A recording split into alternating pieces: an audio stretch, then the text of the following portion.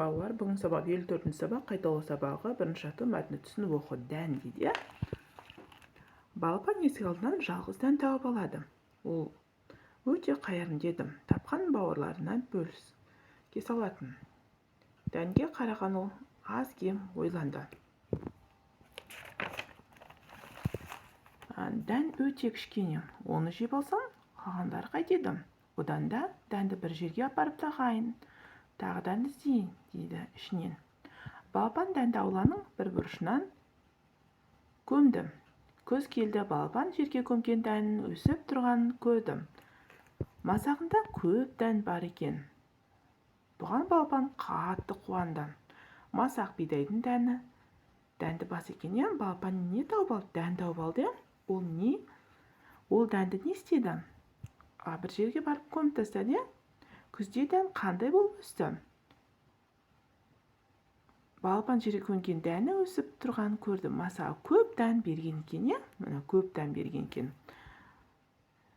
Бұл мәтін өлең бе, әлде ертегі ме дейді. Бұл ертегі екен.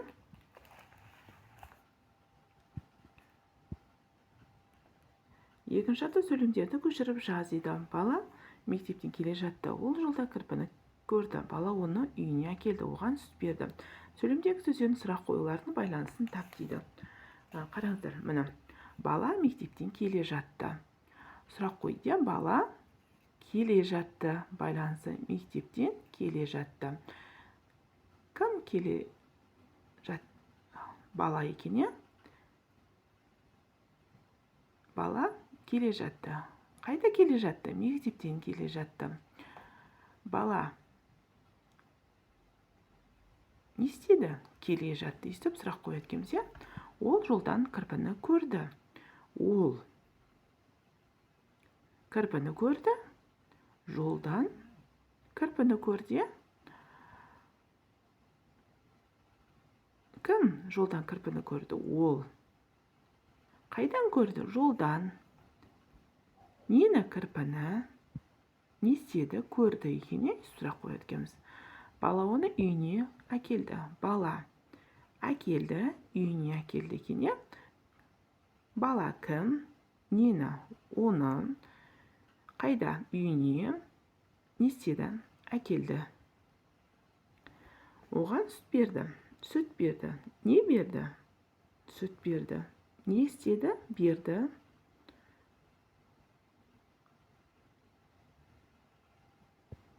Мына. Сұрақ қояды екенбіз.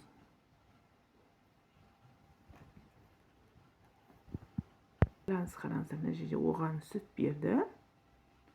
Оған берді. Сүт берді екен. Байланысы міне. Мына. Сұрақ қойып, байланысын табады екенбіз. Енді арғая бізге үшінші ату көмектен орнына керек сөзді қойып жаз дейді. Біздің отанымыз Қазақстан болады. Міне Қазақстан қоямыз.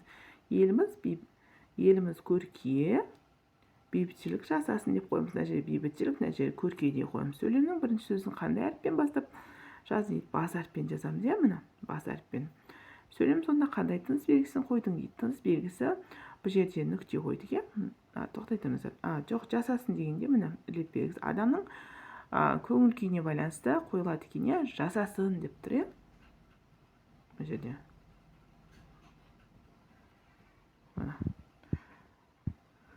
Балалар, осымен сабағымыз аяқталды. Келесі сағат кездескенше сау болыңыздар. Каналымды тіркелуді ұмытпаңыздар.